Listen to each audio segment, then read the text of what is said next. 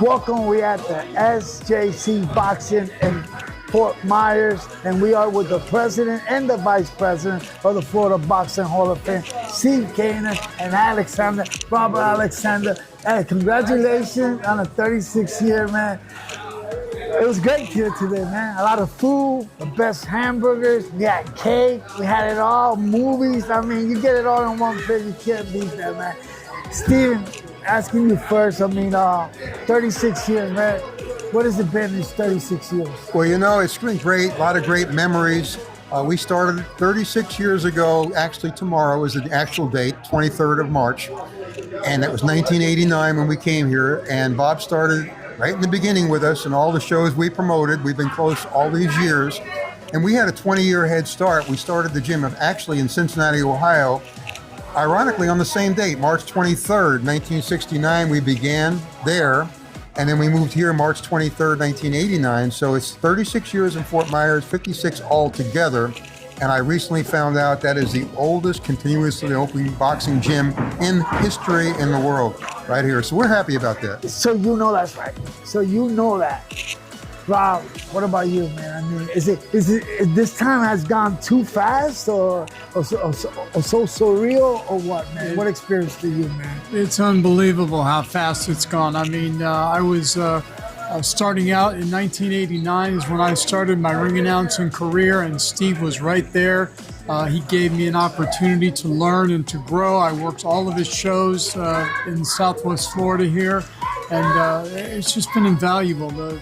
Not just everything I've learned as far as being in the ring, but outside the ring as well. I've watched Steve, the way he works with his fighters, with his kids. I mean, these guys were just youngsters when we were starting out. Now they're in Hall of Fame. They've won world championships. It's just been an amazing ride. And then to watch the impact that Steve and SJC Boxing has had on so many people, not just the fighters, but people, you know, the fans and all the other people in the profession that have come to be with us year after year after year. And then, of course, once the Florida Boxing Hall of Fame came into being, it molded and meshed with SJC Boxing. We've got the museum here now in the SJC gym, so everybody can enjoy it. Come and see the fighters train, and then go in the museum and learn about all the history of everybody that's in the Hall of Fame. It's just been a great marriage, and it's been an honor for me to be part of. Steve has been not just a friend, he's been a mentor. He's been somebody I've learned a lot from, and he's given me a lot of great opportunities. And I'm just so grateful to be part of the whole experience and part of the team for so many years. Steven, when this started, when was it established? The Florida Boxing Hall of Fame established, what year was it? So We established the Hall of Fame was actually by Butch and Kathy Flansburgh. They founded it in the year 2009. And I was fortunate to be one of the inaugural inductees. Look at that camera, because I want this guy. We love this guy. We want you to see him. And then in the year 2010, Bob got inducted. Okay. And then when Butch decided to retire, he was getting sick. He was dealing with cancer and decided to step down because of that. He asked me to take over as president, and I said I will be glad to do that if Bob Alexander can replace me in the vice president role, and the two of us will work together. And Butch was very happy with that, so that's how it came to pass. You know, Batman and Robin, it also works out here in boxing. And you know what? If you ever want to stop by and check out all the Iron Fist, Full Go, all the Hall of Famers that have walked to the Boxing Hall of Fame every year. We got a new class 2025, and we got some awesome fighters. If you want to see it, check it out. Subscribe to Beast Boxing Tiger or Florida Boxing Hall of Famer. The list is there, and that's coming up. You want to announce that? That'll be June 20, 21, and 22 at the Hilton Lake Carillon, St. Petersburg. We're all set. We're looking forward to that. That's going to be a great weekend. You can go on the FloridaBoxingHallOfFame.com website. Tickets are already available right there. You can make your reservations. It's all set. Robert, and now I want to finish up. Yesterday we lost an icon, a man that was very, very looked at, and I can't even put into words, but big George Foreman, Olympic medalist, champion, fought the best, been through so much through life. During a time with the civil rights and all that going on, I mean, when you heard the news, what went through your mind? It broke my heart because George Foreman is, interestingly, one of the reasons that I became a boxing fan. I turned on television one day when I was about 11 or 12, and there was George Foreman bouncing Joe Frazier off the canvas like a basketball, and I was like, wow, he's the guy that beat Ali is now getting bounced around by this big old guy. I became a huge George Foreman fan. I watched him all through his early career, all through the time that he was retired, and then he made his comeback. He came down to Fort Myers and fought, so I was able to be there for that. And to see him win the heavyweight championship for a second time when he was 40 years old, that was inspirational. 45. 45, yeah, that was inspirational. I ain't gonna take those 5 from him. No, go right ahead. Again, that's a big deal. So just and to see the transformation he made from the old George Foreman that was very surly, didn't talk much, just scowled a lot, then became everybody's friend, everybody's popular buddy, and the George Foreman machine and all that stuff that went through it. He's been such a big part of my boxing life. And now that he's gone, it's going to be an empty spot in my heart. I'll treasure the memory of him forever. Stephen, George, yes, I got a call last night from Pinklin Thomas, that's where I got the news from. I couldn't believe it, and shortly after I got a text from Boza Edwards telling me about it, and then I saw it all over the news. I was hoping it wasn't true when we first found out, but my gosh, there's only Larry Holmes left from that era.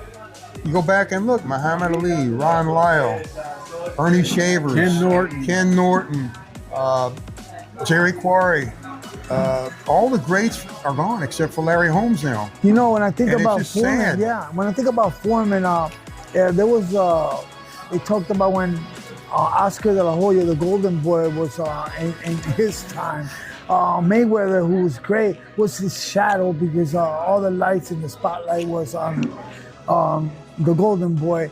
And I think Foreman was that Mayweather where he was doing everything right, but Ali was the one on top. And he was just doing everything right, but just ran into a guy who was better that night and beat him. But outside commentating, let's listen to how the way he spoke about boxing. I mean, everything he did. I mean, how much are we going to miss the Big George? Well, there's going to be an emptiness that cannot be replaced by anyone else. That's the thing. Big George was loved by everybody. He's gone. It shocks everyone because no one knew he had any health issues. All of a sudden, he's gone. And no warning, and it can never be, no one can ever replicate what he did. And the emptiness cannot be filled by anyone else. Hey, thank you guys for always taking time. Great day here at SGJ Boxing, like always. And our condolences go to the Foreman family and children and everybody in the boxing business, because we're all mourning and we're all going to be missing him. Yeah, and just last week we had the funeral for Phyllis Gary, one of our inductees up in the St. Pete, Tampa area, and our condolences to Brian and the family there. But that was a hard day too to put Phyllis to rest with her ceremony. Beautiful tributes, and again, somebody that the memory is what keeps you going, because you're not going to replace anyone like Phyllis. So we lose a couple of icons. We lost Greg Haugen earlier too. It's been a hard time. Yeah. It's been a hard time. And again, there's not getting away from we all focus on today because we don't know what tomorrow will bring. And obviously, Big George is a perfect sample to that. Later now we got this news Gary, because she was an outstanding. I had the pleasure to interview her this past induction. I mean, from the 1996 Olympics in Atlanta. I'll let you finish out about her, man. Say a little bit more about her to him.